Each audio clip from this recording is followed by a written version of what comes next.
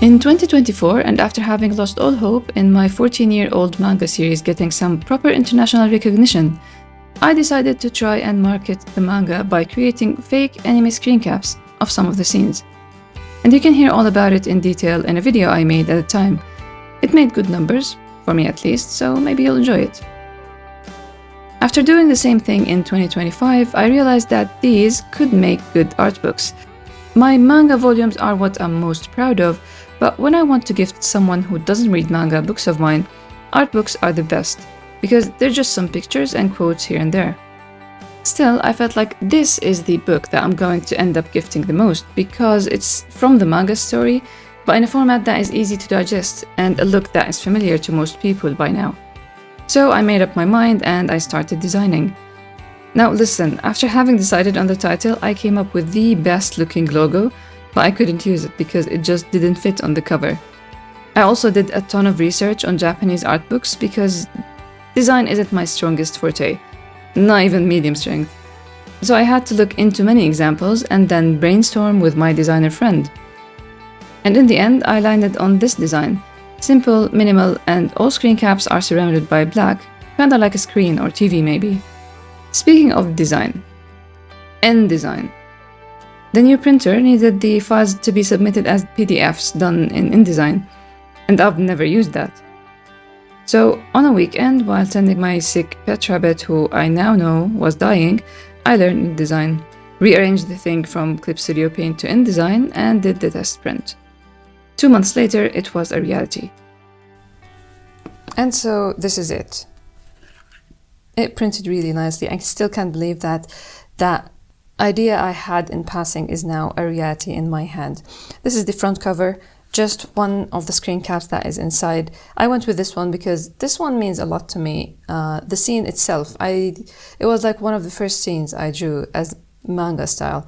And the whole dialogue in it and how it looked and all the changes that happened to it just makes it really special. And overall, I feel like it really works well as a cover. We have the title, still frame, and Cinematic Moments Reborn from Grey is 2024. The spine has the year, title, and subtitle, and then on the back you see these selected the screen caps with the year and the website. Now, there was something when I designed the book on InDesign, I sent the file to the printer.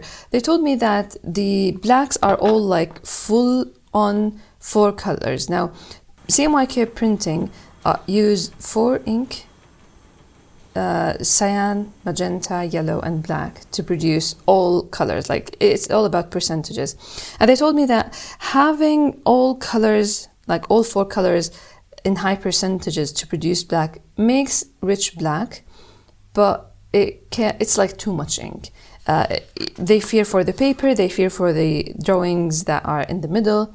So they suggested that go with, like, change it, lower the percentage. And I didn't know. I know that using only black ink always gives you this, like, let's say, muted, desaturated, not so rich of a black.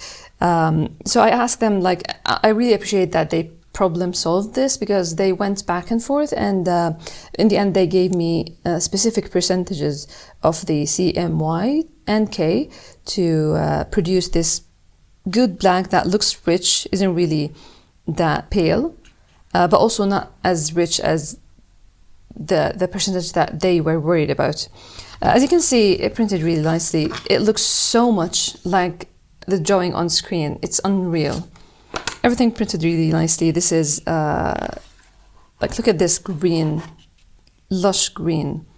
Now, I did some editing before printing, especially for darker ones, because, like this one, for example, I did use curves and made it a little bit lighter, but still, I was like, I knew that CMYK printing makes things darker, dull, and a little bit muted in comparison to what you see on screen. So I'm really happy to see that it printed really nicely. This red one, this one of my favorites. I used it a lot of times on social media. This made numbers when I posted it, and yeah, it printed nicely as well. These two.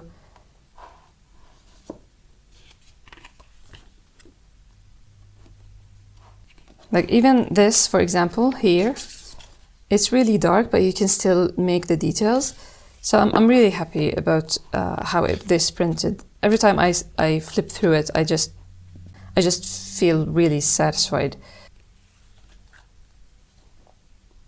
To see blue and all the greens, different colors next to one another, it all worked really well. This one, I kind of raised the saturation in this one, so it doesn't look as muted as it is right now on screen, if you see it on my accounts.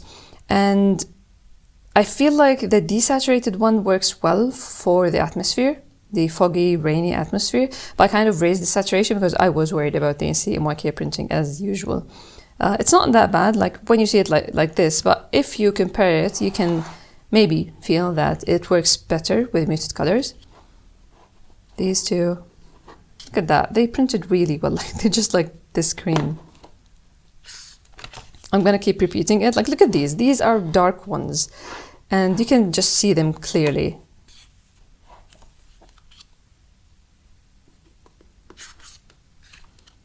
Now this is where something happened. So I'm going to show you how these books are printed. In offset printing, they print the pages. They print every 16 pages together on one side, and then on the other side of the sheet you find 16 more. So what happens is every time they print a sheet, I would check it, or they would check it and compare it to the screen.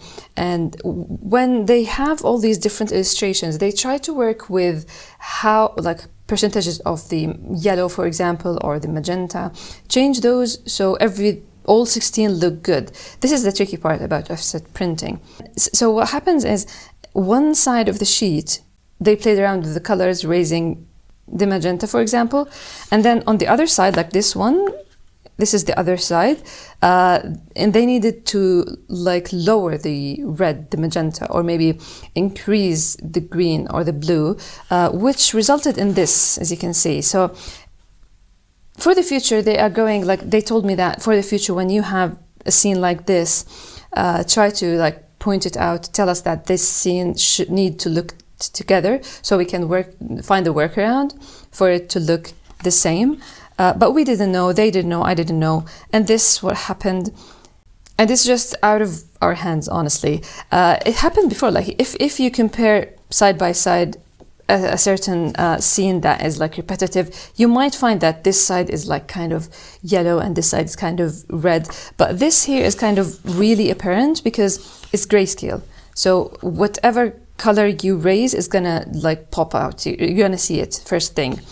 In the end, like when I saw it at first, we kind of talked about it. I didn't like it, but since there is nothing to do, this is just gonna happen. This is how offset printing happens. And honestly, after all that, you come and you reach this beautiful, bold, and vibrant and bright blue.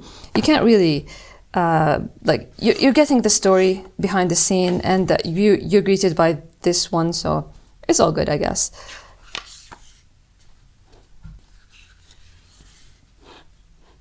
Then these.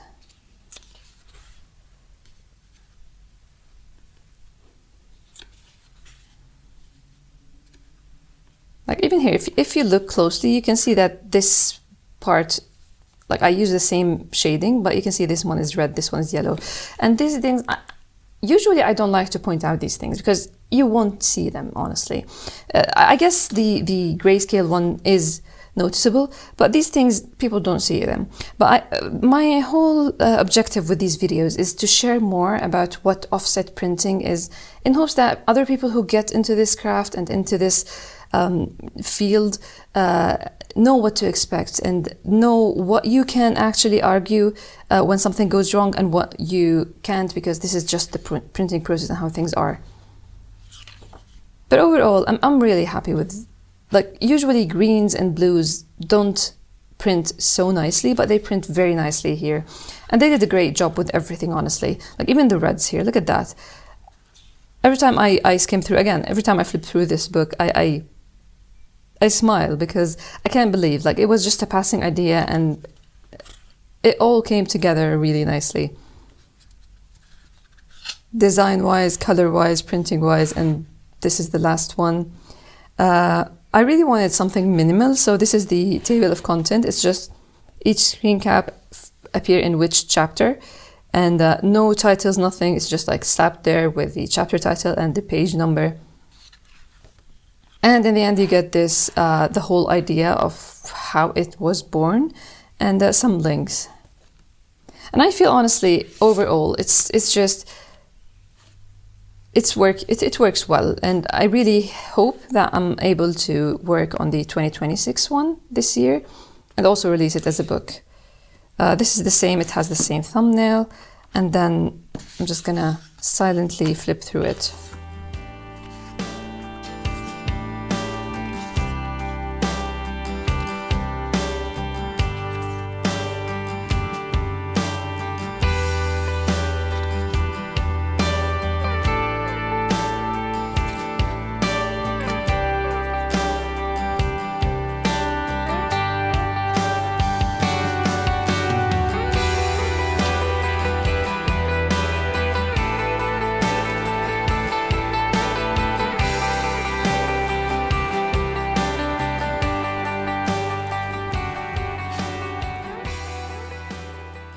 Now, something else you have to keep in mind in offset printing is that it's very much recommended to have your book with a page count that can be divided by 16 because they create these signatures of 16 pages before they arrange it and glue it. So when I arranged all this, I was short by 2 pages, so I went with another minimal decision of just showing the process without words, without anything, just like putting steps. And then you have the table of content again, and then more of the idea behind this book for this one, for this year, same links. And yeah, that is still framed 2024 and 2025. These are genuinely fun, and with the book design already there in InDesign, it'll be a breeze to put it together next time. Let me know if you want to see more book flip-throughs and ramblings about them. The artworks are in my social media and the books at the online store. All links are in the description. Thank you for watching.